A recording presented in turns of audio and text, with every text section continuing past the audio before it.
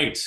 Welcome, everybody. I'm excited. Today we got another card collector with us. We got Jason Daniel. Jason's been getting in my card breaks now for, oh gosh, Jason, I don't know how long. It's been a few years, right?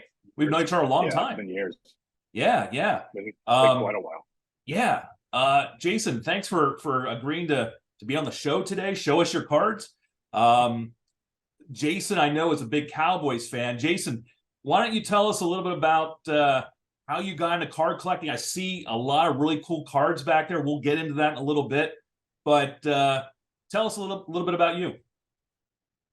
Well, I live in a town called Temple, Texas, so it's between Austin and Waco, but Texas is humongous. So been involved in cards. I years back I was laying in bed one night, and just like most of us, I was collecting when I was a kid, and with the junk wax era, and we can talk about that a little while later. But I'm going through Facebook, and I'm retired Army. And I've got a whole lot of my Army friends that are on my Facebook. And I saw one of them that was doing something with sports cards. And it was entertaining.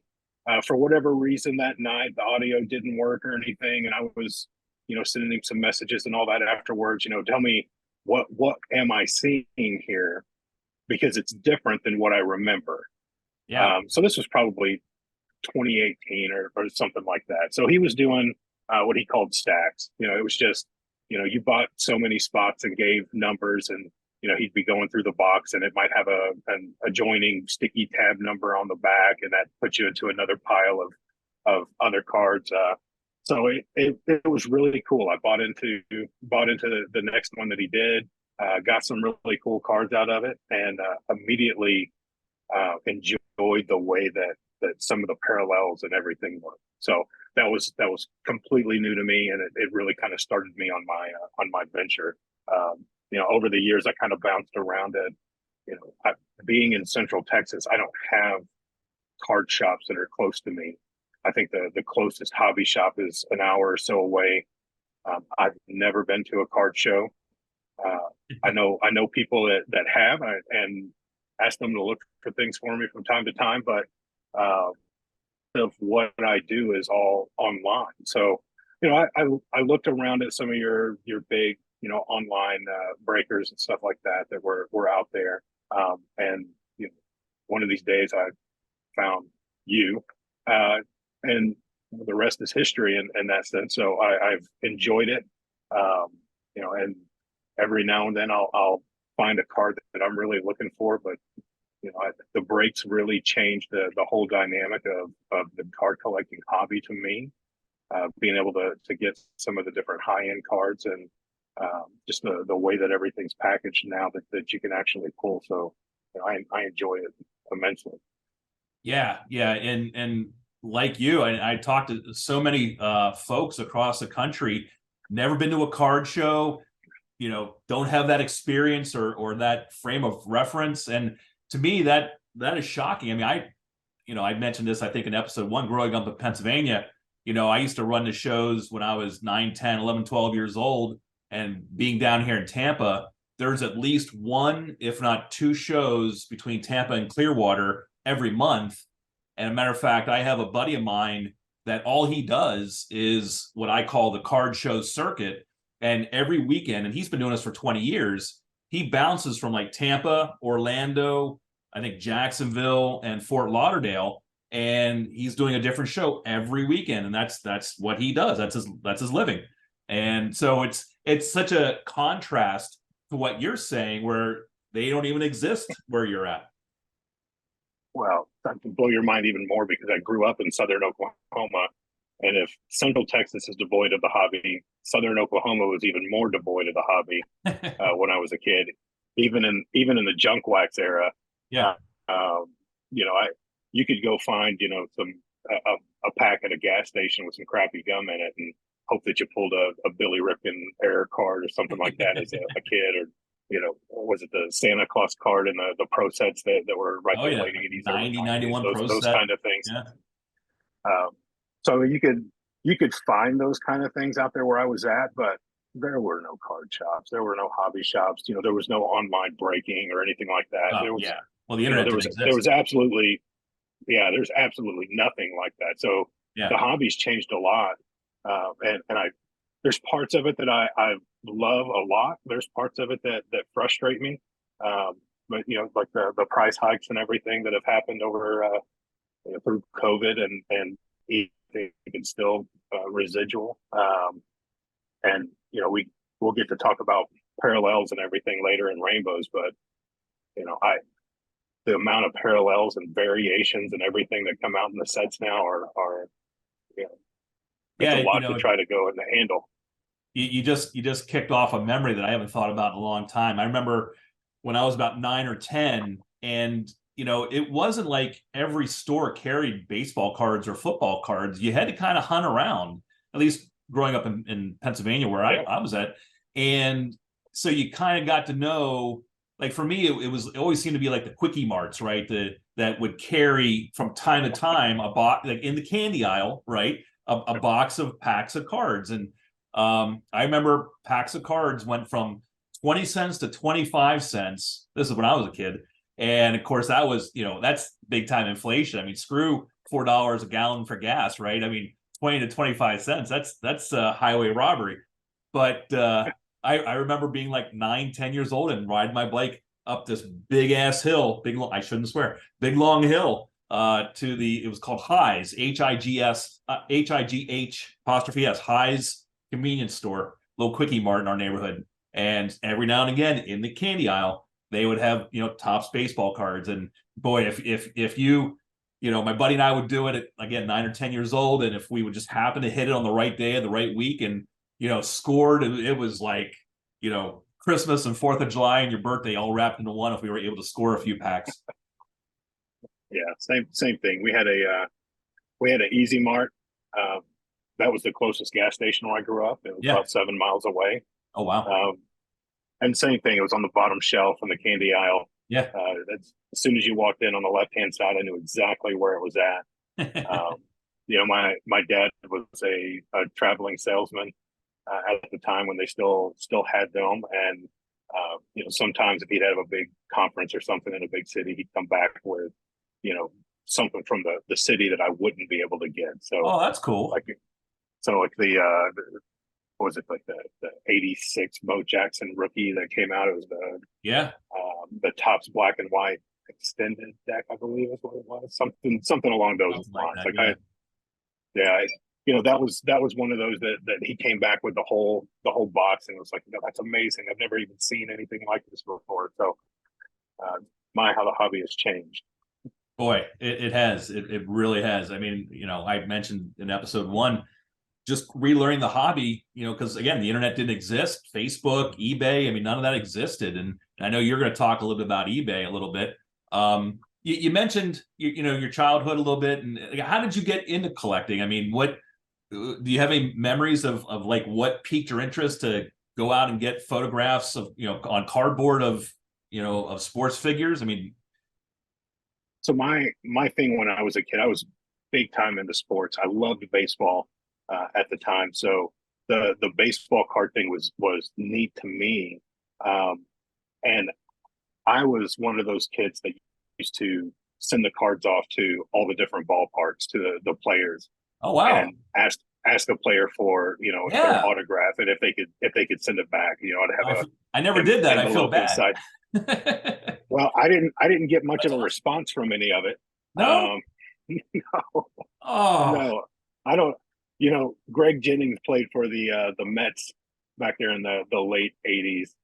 He's one of the few that sent me an autograph back. okay. Um, but that's what I did. I mean, I've followed baseball really close at that time in my life. So the sports card thing was really really neat to me.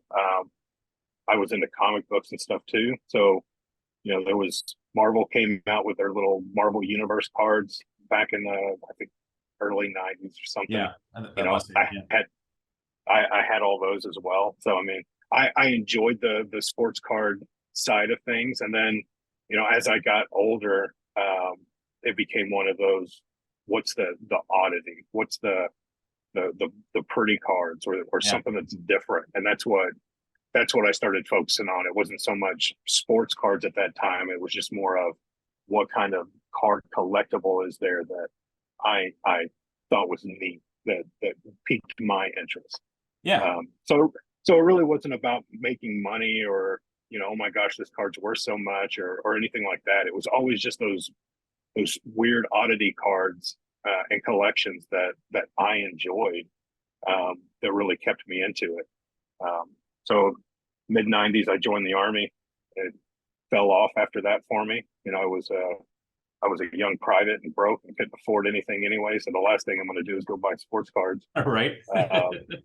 And it just became, over the years, it kind of slipped away from me. And like I said, laying there in bed one night watching a Facebook video and just in awe of like, what is this? Why are these cards looking like this? And why is Yeah. there, all these different colors and some are shiny and holy cow, you can get an autograph inside a pack. Like you can actually get an autograph in the pack. You have to mail it away. Well, I guess you still redemptions, but you don't have to mail it You away. can, yeah. Right. Right. So, it was always so cool that, Upper Deck first started coming out with like Nolan Ryan autographs in a pack. I've never seen one of those. But, I've seen plenty of autographs get pulled in all kinds of break. I had a break with you last week where I've had 4 autographs in one break You killed that break, popped out. yeah. So, I absolutely love that aspect of the hobby now and being able to have that kind of connection with your team, your players, and whoever it is that you're collecting. Yeah, for sure, for sure. So before we get to talking about your top 5, your favorite cards, tell me about you mentioned you like some oddities, but tell me about what you collect these days as an adult collector. And we're let's face the hobby it's an adult hobby. What do you collect these days? What do you go after? What do you chase? Without getting too specific, because I want to get into the specifics when we get back. So as I grew up, I shifted away from baseball and really just started focusing solely on football. I love all aspects of football, every level. I'm a diehard Cowboys fan, so I'm glutton for disappointment throughout all of my adult life. But they're still my team. I follow them, and I'll watch at least till halftime on every game, and that's my team, the players, the roster, every single bit of all of it. I follow the Cowboys on that. So primarily with the Cowboys. When I first got back into the hobby, I was like jumping on everything that I was like, holy cow, here's an Amari Cooper I'd never seen before. Here's this Dak Prescott, or just you name it. I was trying to focus on all the Cowboys star players that were out there at the time, and I was like, I need to stop because this is overwhelming. Right. I'm going to go broke. So I've always loved running backs. Always loved running backs. So You and me both. So that's my favorite position on the team. Yep. The Cowboys' history of the running backs that we've had is rich, but I appreciate a great running back on any team. So while my player was cut recently and looking for a new home, my guy is Ezekiel Elliott. So everything that you see in the back right now, that's all Ezekiel Elliott. He's my focus, and I say that probably, well, there's no probably, definitely in some of the different sets, I have the most complete Zeke collections that are out there. So that's who I focus on now. That's who I continue to focus on.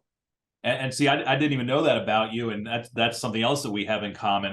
Ever since I was a child and learned about professional football, NFL football, I've also been I also running backs also became my favorite position as well. And now you're gonna hate me for this one, but growing up in Pennsylvania, I've always been a diehard Steelers fan, and of course there's some bad blood between the Steelers and Cowboys. We don't have to go there, but Franco Harris was a big idol of mine when I was a child. Matter of fact, I met him at the local mall when I was a child, and I'll admit he was a big influence as to why I wound up going to Penn State, which is probably not the best reason to go to pick a university, but there was a few others, but yeah, so I agree with you. I love a running back. How they just hammered through the line, and it just seems like and not taking anything away from quarterbacks because obviously there's a ton of skill there, but just to get pounded, play after play, and yet still be able to move the line, just always impressed me. I appreciate the role because Yes. you can have your ground and pound and just push. They could be picking up an edge rusher off on the side. They could be catching a ball in the flat. So or they might be getting a pitch back and they're playing quarterback now and passing it to somebody downfield. So there's so many different things that position holds, and a well-rounded quality back can really make or break an organization, and change the entire dynamics of the team. So I love it. I that's part of why I love Zeke as much as I do, and focused on collecting film when I got back in the hobby. Yeah. Although I realized I said I'm a diehard Steelers fan. I did adopt the Buccaneers since I moved to Tampa 20 years ago, but I still follow the Steelers. So. Just can't always get them on TV, so I had to adopt a team I could at least root for and watch. I'm not going to give you a hard time about either one of them. I respect and you could, right? Respect all the way around. Yeah. It sounds good. Well, Jason, I'll tell you what. When we get back, I want to do a deep dive into what looks like an incredible collection behind you. I want to see some of your most treasured hits that you haven't told me what they are, but you told me that there's going to be some good stuff we're going to see here. So when we get back, the floor is yours, sir. We're gonna go deep into what you got. Sound good? Perfect. All right. We'll see you in a minute.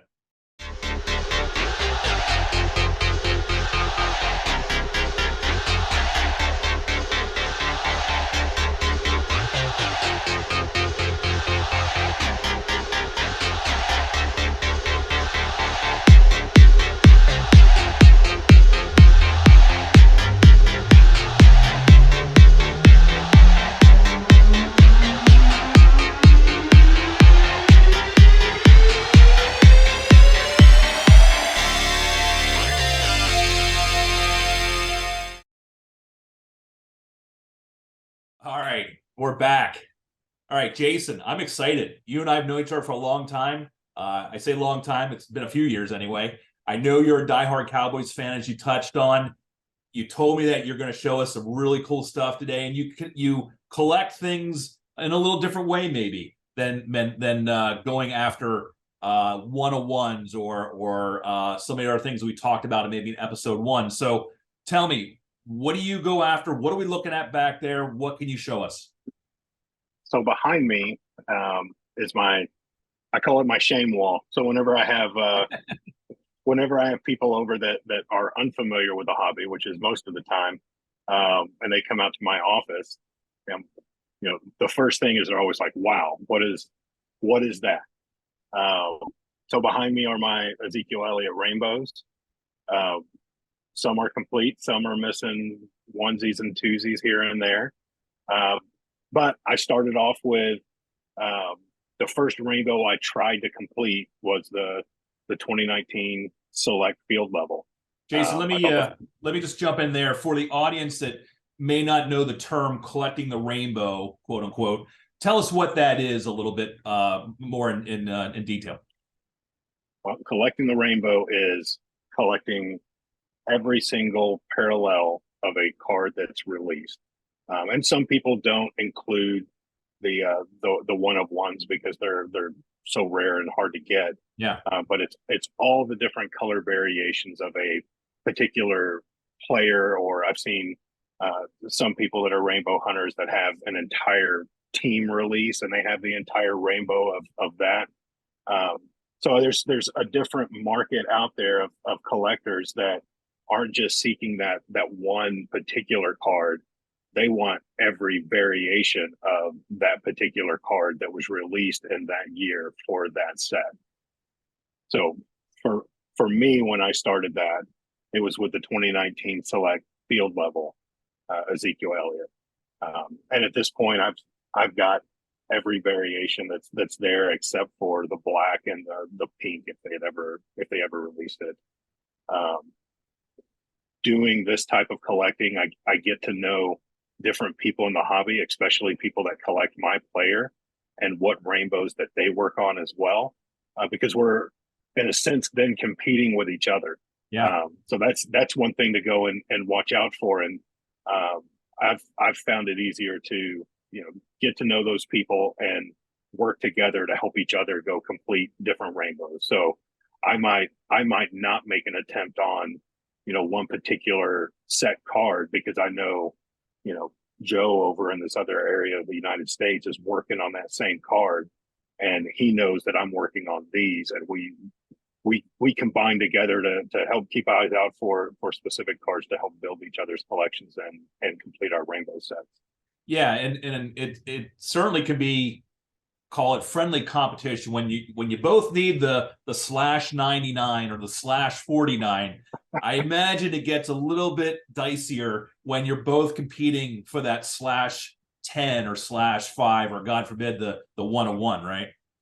Then Yeah, so you're just bidding it up on eBay, right? then you need to have a conversation. Yeah, because I mean, I I don't want to make it sound like we're trying to go and rig the system by any means like that. It's just knowing who your competition is Sure. and what your max is that you're willing to do. One of my favorite releases that first year they came out with Mosaic. I love it, and that was a set that when it first came out, it seemed like it was just gangbusters. So the first time seeing a one of one on that, you know, I got sniped last minute on it, in the closing seconds of an eBay auction. And, a couple days later, I get a message from the seller that was like, hey, first bidder didn't pay. Do you want to, is your bid still good? Oh, nice. So it was one of those, Hell yeah. Yeah, it's still good. So that got me my first one of one in that set. Yeah. I remember when the Nebula came out, it was a frenzy, and it went for $1,500 or $1,600. Ooh. So it was like, well, I'm never going to get that card. But the opportunity came up, and it's on the wall behind me. So there's the 2020 Mosaic set is one that I enjoy a lot. I'm only missing the green fluorescent, so I've got all three one of ones on that. I know that there's been one green fluorescent that's been pulled. The guy that pulled it immediately had sold it to somebody else, and I've never been able to get in contact with him, and I've never seen any proof of another one being out there.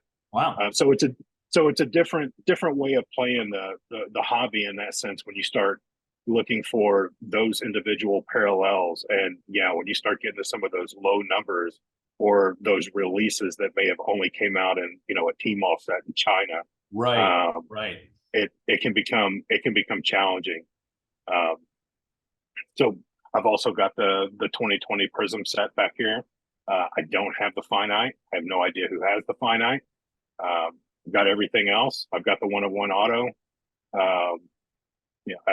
There's the I like Donruss variations, all the different variation pictures that they have. So there's a complete rainbow of a Zeke Donruss variation up there from one all the way to base and everything in between.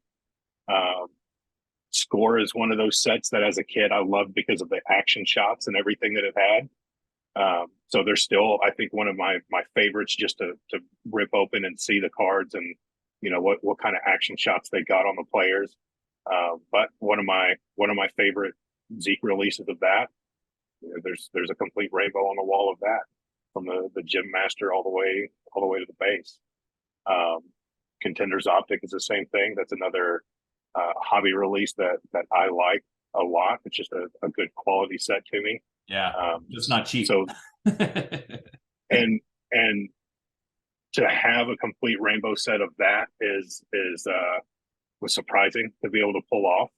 I didn't think that it would happen, but it did.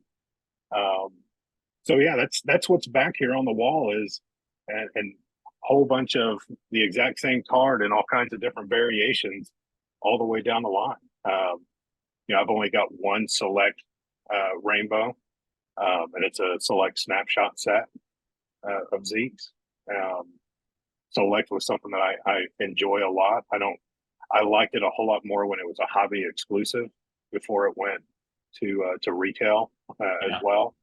Um, and again, the newer select, the newer prisms, all of those. There's 40 parallels. Yeah.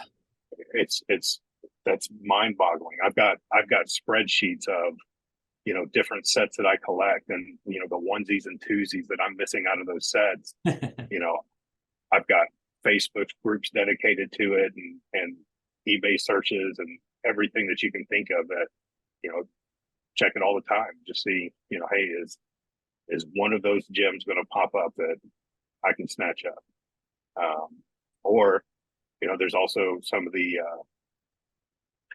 therapy research and things that you can do that I have to check and see if one's sold. Maybe one hit the market and just immediately sold, and I missed it. And reaching out to that seller and trying to be connected to a buyer in that way as well. So just some of the different resources and tools that I use to try to hunt down my different sets. It's impressive, and like I said, it's an angle of the hobby that not everyone goes after, or maybe not everybody understands. And maybe you just created your own worst enemy by talking about it. Maybe you're going to have a bunch of Zeke fans jump in and try to snipe you now. But hey, there's 100 other bet players in a set that people can go after, and usually that are employed now. Yeah. Well, very cool. That was cool. A little stab. We only have a few minutes left. Was there anything else that you wanted to talk about? No, I can show you my top 5, my favorites. Yeah. And kind of walk through those, and I'm going to switch things over to another camera so you can see them. Okay. You got me excited here. So there might be a little bit of a delay. Okay. All right. Oh, that's nice. So right off the bat, this is a 2019 impeccable canvas creation. So it's a on-card auto to 7. I really enjoy it's something different. That's the drawing rendering. It's the on-card. It's the low print. That's a great set to go and try to chase. Yeah, I agree. So that's one that I just think it's a beautiful card. I absolutely love it. So, and I'll give credit to Zeke. I think he has a great autograph. It's unique. It's not lazy with just a couple initials. He's got a decent auto. I agree, especially when he has space to write his full auto. Yeah. So, and I'll show you one of those too. All right. But number 2, so I was telling you, I've got one complete rainbow of select. Yeah. So this is a select snapshot. So the black 1 of 1. I just think it's a sexy card. Bottom line, I mean, I don't have any particular story or anything like that that's associated with it. I just think it's nice. I love it. Good action shot. So this goes to the autograph side that I was talking about. If he's got time to go and actually write it or space to write it. Again, I love Mosaic. So that's an HGA. And I like HGA for their slabs and their custom slabs and what they do. I agree. It seems like there's a love-hate in the industry regarding HGA, but I like the label up top. They match it to the card, and I like this card. Not only is it white ink, which really makes it pop, but obviously it was signed in person, which is pretty cool. It was signed in person, and it's Beckett authenticated as well, or Beckett witnessed. Okay. So, it's another one of those, things that's different. People don't see it. This popped up. I wasn't searching for it. I found it in one of the Mosaic groups or one of the different Facebook groups, and I was like, I would love to have that on the wall. So I like the Genesis cards anyway. I like the Mosaic set. Why not go add one that's autographed as well? So yeah, I like it. I thought that was really cool. Hey, these last 2 are hard, Mike. And I've chatted with you a little bit, and I know I have one of these. and I know you don't know that I have one of these others. Okay. I like But the you suspense. said you said you don't have Uh, any kabooms of your guy Barkley, I but don't. I don't. um, I do have a That's complete impressive. rainbow of the 2018 kaboom um, for Z. So Yeah. the silver, the gold, and the green. Um, you know, when we Wow. were doing when I first saw this and saw the my buddy doing stacks and saw it downtown and saw a kaboom, I was like, holy cow, those are really cool. I want one of those.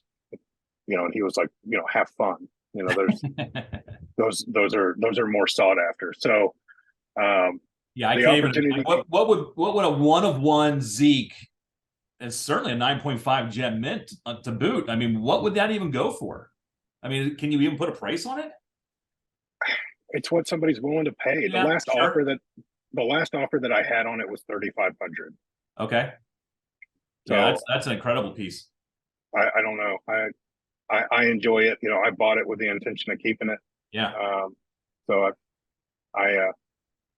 one of those different cards that I like, and you know, it's a talking point, Yeah, for especially for sure. people that know better. So so my last one, um,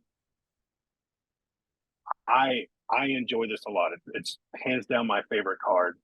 I know they did this with two players. I don't know how many more they did, but this is it's a 2018 downtown on card auto of Zeke 2/2 that was 2 of 2 that was released in honors. Okay. Uh, I was gonna say honors. Yeah. That's really, really cool. so this is another one of those things that happened by happenstance. The opportunity was there. I snagged it up and had every intention of keeping it in my collection forever. Um, I know they did the same thing with Antonio Brown. I don't know if they've done any buybacks and have on card autos of other players. Um, Maybe you do. I have no idea. Yeah, I always thought of honors as they kind of sweep the warehouse floor and whatever was like underneath the table, they kind of scoop up and then they get them to sign them and they hand number them and and then package them up. It's like the leftovers, right? But that's really cool. To have it hand numbered and of your guy too. That's really really cool. So that's my rainbow story. You've got my top five. What else? What else do you want, Mike? Yeah, no, that's really impressive. I mean, not only do you have some really prominent cards of the guy that UPC, but again, behind you, to have that kind of representation of a rainbow is really, really impressive. We only have about a minute left, so I got to get things wrapped up. But Jason, thank you for sharing your collection with us. You got a uh really cool collection. I appreciate it, man. I really do. So, yeah, I'm super excited that you're giving collectors an opportunity to be able to show off their collections and share their experiences in this kind of format. So, thank you for having me on. It means a lot. Yeah. No, hey, this is as much for the audience as it is for me because like I said, I've been collecting since I was a child. Got back into it a few years ago, like you said you did, and so I'm curious as well as to what people are collecting. So, Jason, again, thank you. Appreciate you getting in. If anybody else wants to join us, grosscardbreaks.com. You can find us on Facebook, Instagram, YouTube. Jason, have a great day, great evening. We'll talk to you later.